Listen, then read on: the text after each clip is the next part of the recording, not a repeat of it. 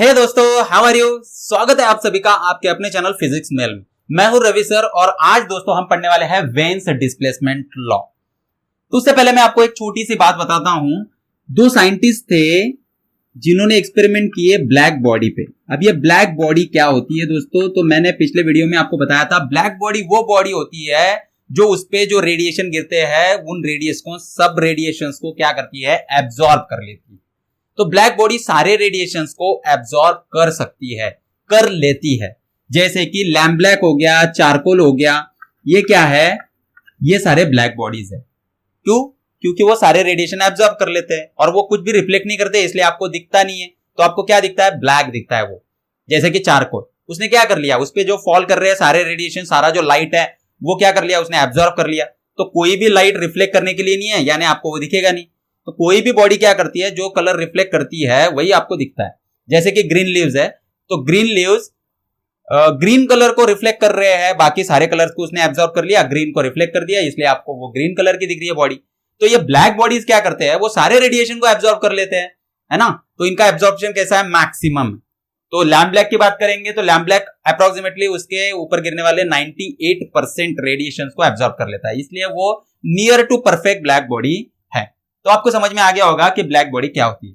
अब ये black body को अगर आप गर्म करोगे, देखो अगर ब्लैक बॉडी को रखा है आपने तो वो रेडिएशन को रिसीव कर लेगी, बट अगर आप उसको गर्म करते हो, आप उसको अगर टेम्परेचर देते हो नीचे से, तो वो ब्लैक बॉडी क्या करेगी, वो रेडिएट करना स्टार्ट करेगी।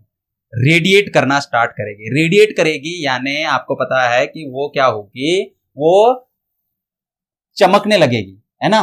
उसका जो लाइट है वो बाहर निकलेगा। तो हमें समझ में आया कि ब्लैक बॉडी क्या करती है, जैसे वो एनर्जी को एब्जॉर्ब करती है वैसे वो रेडिएट भी करती है। तो वो ब्लैक बॉडी रेडिएट करेगी, जितना आप उसको गर्म करोगे उतना रेडिएट करेगी, है ना। जैसे कि चारकोल, चारकोल को अगर आपने गर्म किया तो वो क्या होता है, वो गर्म हो जाता है, लाल दिखने लग जाता है, बहुत ज्यादा रेडिएशन देता है वो, तो बहुत इंटेंस हो जाता है। चारकोल को जितना गर्म करोगे आप उतना आपको इंटेंसिटी उसकी ज्यादा दिखेगी, बहुत ज्यादा इंटेंस, और एकदम व्हाइट लगने लग जाता है वो बाद में, जब वो बहुत ज्यादा रेडिएट करने लग जाता है। तो जो ब्लैक बॉडी है ना, वही इतनी इंटेंस होके रेडिएट कर सकती है।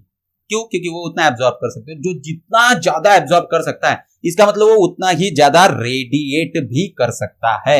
आई बात समझ में। तो ये इसलिए हमने ब्लैक बॉडी को चूज किया। अब ये जो ब्लैक बॉडी थे उस पे एक्सपेरिमेंट किए लूमर और प्रिंगसेम, दो साइंटिस्ट ने। और वो एक्सपेरिमेंट उन्होंने क्या किया कि ये जो रेडिएट कर रही है उसकी इंटेंसिटी मेजर की, ये रेडिएशंस की इंटेंसिटी मेजर की विथ रिस्पेक्ट टू वेवलेंथ। तो उन्होंने देखा यहाँ पे कि जो वेवलेंथ है उसके हिसाब से इंटेंसिटी का ग्राफ कैसे वेरी करता है, वो उन्होंने ऑब्जर्व किया। और उन्होंने जो उनके जो ऑब्जर्वेशन है उसको हम ड्रॉ करेंगे। तो उन्होंने क्या किया, ये जो ब्लैक बॉडी है, सपोज उसका टेम्परेचर रखा 600 केल्विन। तो उन्होंने ये देखा कि 600 केल्विन को जो ब्लैक बॉडी है उसके रेडिएशंस कुछ इस तरीके के हैं, है ना। यहाँ पे आपको क्या ऑब्जर्व हो रहा है, यहाँ पे ऑब्जर्व हो रहा है कि जैसे जैसे वेवलेंथ बढ़ रही है, देखो अभी इधर वेवलेंथ बढ़ रही है, तो जैसे जैसे वेवलेंथ बढ़ रही है वैसे वैसे जो इंटेंसिटी है वो इंटेंसिटी भी बढ़ रही है रेडिएशंस की। अब ये इंटेंसिटी क्या होती है, तो इंटेंसिटी का फॉर्मूला होता है, intensity I is power upon area. तो पर यूनिट एरिया कितनी पावर रिसीव हो रही है उसको बोलते हैं आप intensity, power per unit area.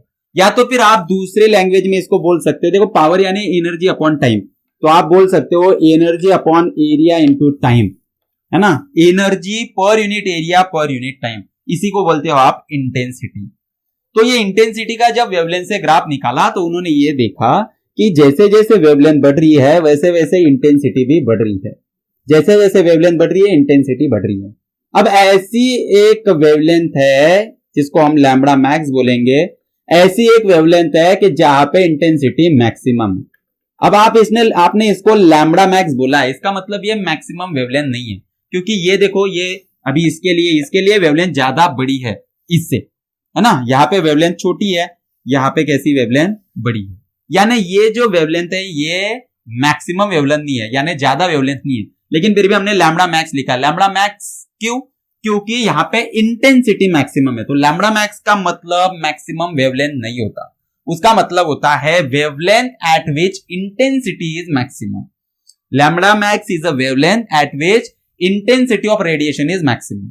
अब यहां पे इंटेंसिटी मैक्सिमम हो गई, उसके बाद में जो वेवलेंथ है उसके लिए जो इंटेंसिटी है वो कम कम है ना, कम कम हो गई। तो जो वेवलेंथ है उसके हिसाब से इंटेंसिटी वेरी करती है। कुछ पर्टिकुलर वेवलेंथ है लैम्बडा मैक्स कि उसके लिए इसकी जो इंटेंसिटी है वो मैक्सिमम है। जैसे कि अगर ये रेड की वेवलेंथ है तो रेड की वेवलेंथ 7700 एंगस्ट्रॉम है, तो 7700 एंगस्ट्रॉम को ये इंटेंसिटी इसकी मैक्सिमम है, ऐसा हम बोल सकते हैं। ठीक है, तो ऐसे ही बाकी इसके लिए भी होता है और ये ग्राफ ऐसे आ गया। ये एक पर्टिकुलर ब्लैक बॉडी के लिए होगा जिसका टेम्परेचर 1600 केल्विन है, इसलिए हमने यहां पे लिख दिया कि ये जो ग्राफ है ये 1600 केल्विन के लिए है। अब उन्होंने क्या किया, उन्होंने इस ब्लैक बॉडी का टेम्परेचर चेंज कर दिया और सपोज टेम्परेचर लोअर कर दिया अभी, तो 1400 केल्विन के लिए उन्होंने ये ग्राफ फिर से प्लॉट किया। उन्होंने देखा कि इंटेंसिटी उनको क्या क्या मिल रही है हर एक वेवलेंथ के लिए, for every wavelength what intensity they are getting. They plotted this intensity with respect to this wavelength and what they got is the graph like this. So they got the graph like this। ठीक है, उनको जो graph मिला वो ऐसा graph था।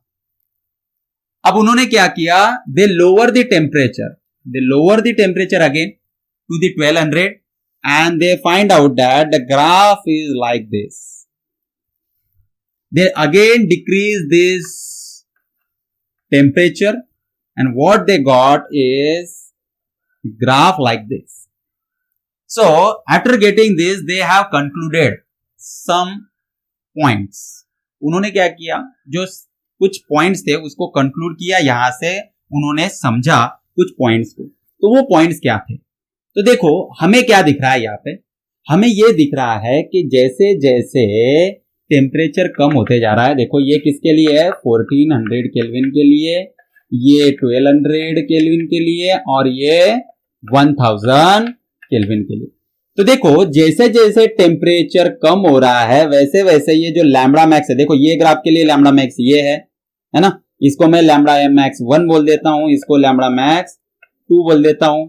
ये देखो ये लैम्बडा मैक्स इस ग्राफ के लिए है तो ये लैम्बडा मैक्स 3 और ये लैम्बडा मैक्स 4।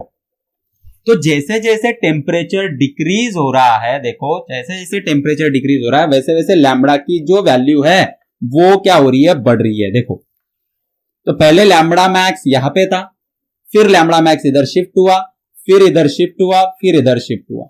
तो लैम्बडा मैक्स क्या हो रहा है, डिस्प्लेस हो रहा है with respect to temperature.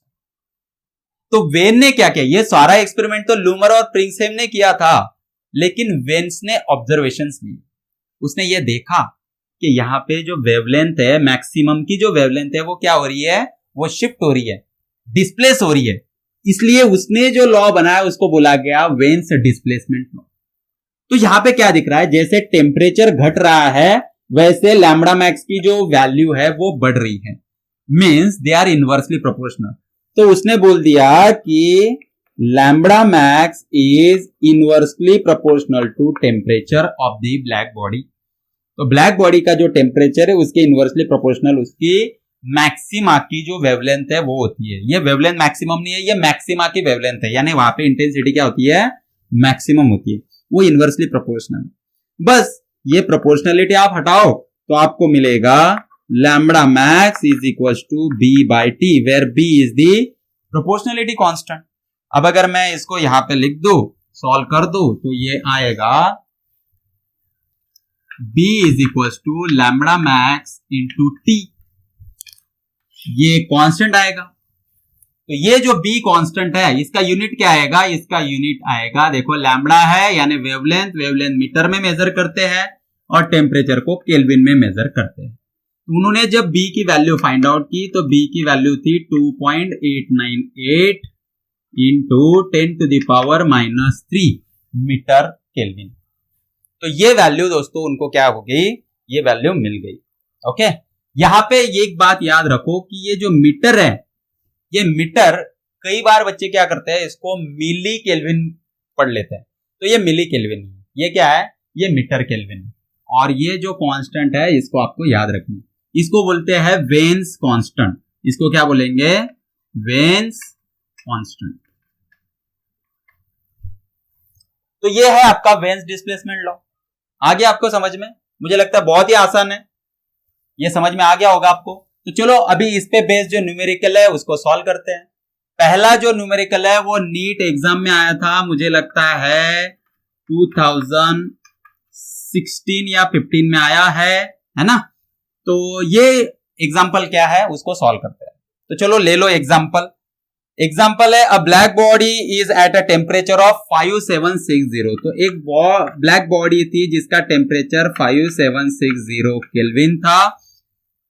The energy of radiation emitted by the body at wavelength 250 nanometre. तो उसका जो वेवलेंथ है वो कितना है? 250 नैनोमीटर है। तो 250 नैनोमीटर को जो एनर्जी उसने इमिट की, रेडिएट की, वो उसने बोला है कि वो U1 है, और इसको λ1 बोल देंगे। तो 500 नैनोमीटर को जो एनर्जी वो इमिट कर रही है, रेडिएट कर रही है, उसको उसने U2 बोल दिया।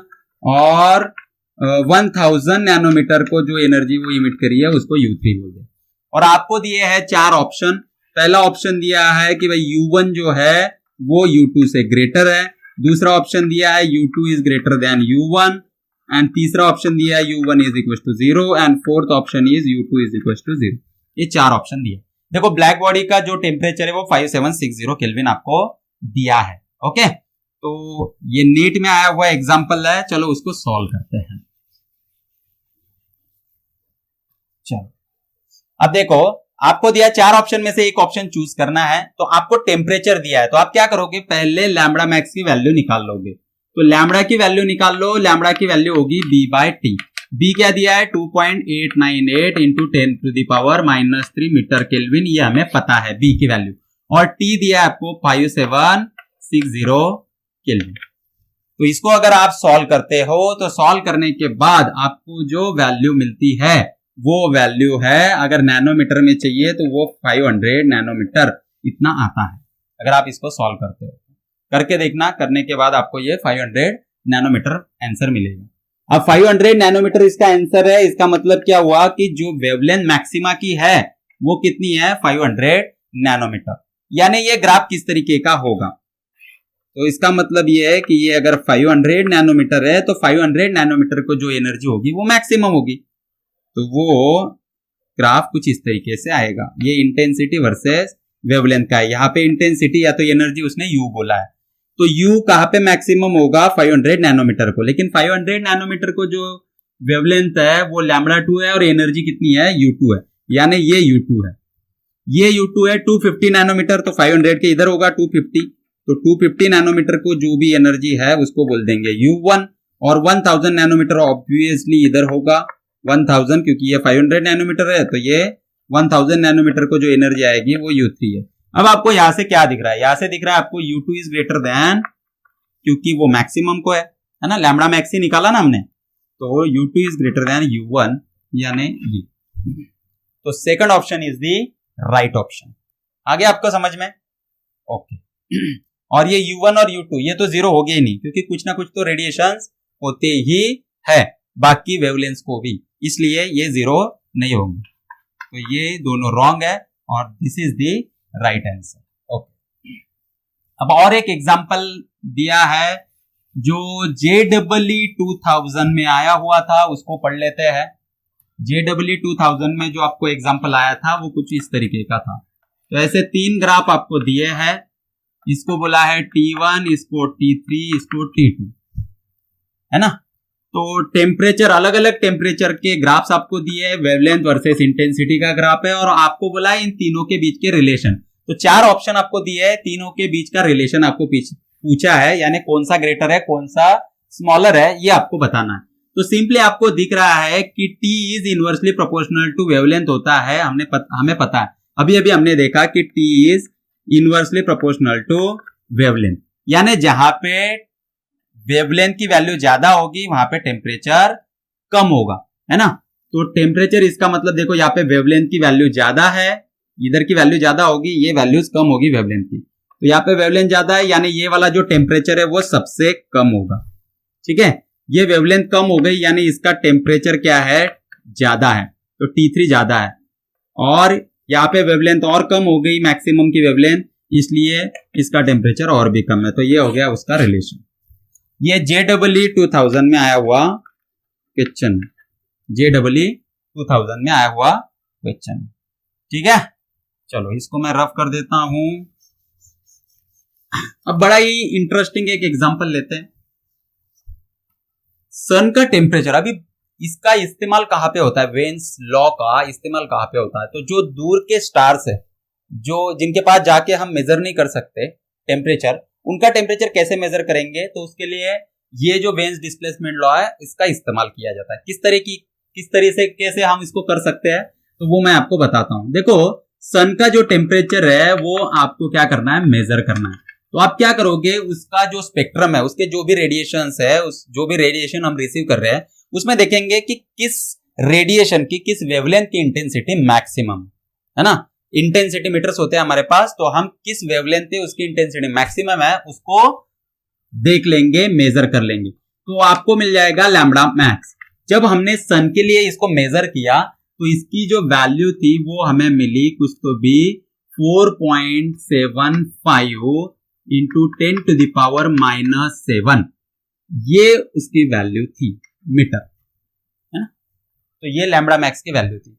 अब आपको उसका टेम्परेचर निकालना है, तो उसका टेम्परेचर कैसे निकलेगा, तो temperature T is equal to B by lambda max. तो आपको क्या करना है, 2.898 into 10⁻⁻3 metre kelvin upon lambda max की वैल्यू है 4.75 इंटू 10⁻⁻7 मीटर।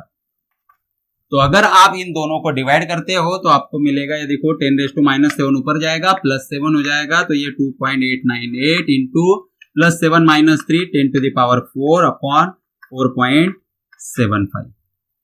तो अगर ये 4 है तो आप इसको अगर ऐसे करते हो यहाँ पे, तो ये 28980 इतना आ जाएगा, 4 डिजिट इधर शिफ्ट होगा, डिवाइड बाय 4.75। इसको अगर आप डिवाइड करते हो तो 4 6 24 7.5, तो ये अप्रोक्सीमेटली 6100 केल्विन आएगा। तो ये हो गया temperature of sun, temperature of sun. अब आपको अगर आपका टेम्परेचर पता है तो आप आपकी जो वेवलेंथ जो आप रेडिएट कर रहे हो उसको भी निकाल सकते हो, है ना। तो उसके लिए अभी और एक एग्जांपल हम देखेंगे, इसको मैं रफ कर देता हूं। तो ये जो टेक्निक है दोस्तों, ये वाली जो टेक्निक है इसको इस्तेमाल किया जाता है पायरोमीटर में। तो पायरोमीटर ये एक डिवाइस है जिससे कि हम टेम्परेचर जो है सन वगैरह जिनके पास में हम पहुंच नहीं सकते, उसका टेम्परेचर नापने के लिए पायरोमीटर हम यूज करते हैं। तो वो पायरोमीटर में भी ये टेक्निक हम यूज करते हैं वेन्स डिस्प्लेसमेंट लॉ की। तो चलो और एक एग्जांपल लेते हैं। आपको आपके बॉडी का टेम्परेचर पता है जो कि होता है 37 डिग्री सेल्सियस।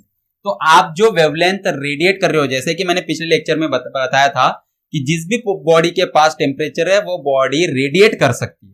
तो आप भी रेडिएटर हो, आप भी रेडिएट करते हो थर्मल रेडिएशंस, तो उसकी अगर वेवलेंथ आपको कैलकुलेट करनी है तो आप कर सकते हो। तो आपके पास टेम्परेचर है तो वेवलेंथ कैसे कैलकुलेट करोगे आप, तो lambda is equal to B by T। तो B क्या है, 2.898 इंटू 10⁻⁻3 मीटर केल्विन अपॉन जो टेम्परेचर है वो 37 डिग्री सेल्सियस है, पहले उसको केल्विन में कन्वर्ट कर लो, तो केल्विन में ये आएगा 310 केल्विन। तो आप 310 केल्विन से इसको डिवाइड करो और आपको इसका जो वैल्यू है वो मिल जाएगा। तो इसका वैल्यू कितना आएगा, आप जब इसको कैलकुलेट करोगे तो कैलकुलेट करने के बाद आपका वैल्यू आएगा 9.4 इंटू 10⁻⁻6 मीटर, इतना इसका वैल्यू आ जाएगा। ठीक है, तो ऐसे ही आप और भी न्यूमेरिकल्स है जिसको सॉल्व कर सकते हो। तो दोस्तों मैं कई बार क्या करता हूं, आपको डायरेक्ट आंसर दे देता हूं क्योंकि कैलकुलेशन में वक्त लगता है, वो वक्त हमें बचाना है। तो 9.4 इंटू 10⁻⁻6 ये होगा आपका आंसर। तो इतने वेवलेंथ की रेडिएशंस आप रेडिएट कर रहे हो, और अगर आप इसको गौर से देखते हो तो आपको पता चलेगा कि ये इंफ्रारेड रीजन में आता है। कहां पे आता है, इंफ्रारेड रीजन में आता है। और इंफ्रारेड रीजन में जो भी वेवलेंथ होती है वो आपको दिखती नहीं है, आपको सिर्फ विजिबल स्पेक्ट्रम में जो वेवलेंथ है वो दिखेगी, इंफ्रारेड आपको नहीं दिखता है। मैंने आपको पिछले वीडियोस में भी बताया था कि इंफ्रारेड कौन देख सकता है, स्नेक देख सकता है। तो स्नेक आपकी गर्मी को महसूस करता है, आपकी थर्मल इमेज बना सकता है, आपको आपकी थर्मल इमेज उसको दिखती है, आपका टेम्परेचर वो सेंस करता है। तो वो यही टेक्निक वहां पे यूज करता है क्योंकि वो इंफ्रारेड रेडिएशन को देख सकता है। हम लोग जो ह्यूमन बीइंग है वो इंफ्रारेड को नहीं देख सकते। तो आ गया दोस्तों आपको समझ में। तो ऐसे कोई भी न्यूमेरिकल इस पे वेन्स डिस्प्लेसमेंट लॉ पे आ जाए, बहुत ही आसान लॉ है, उसकी जो वैल्यू है बी की, बस वो आपको याद रखनी है। B is a constant 2.898 into 10⁻⁻⁻⁻। तो चलो ठीक है, फिर यहाँ पे रुकते हैं। अगला टॉपिक जो है हमारा वो अगले वीडियो में आएगा। तो देखते रहिए हमारा चैनल जिसका नाम है फिजिक्स में। Thank you very much.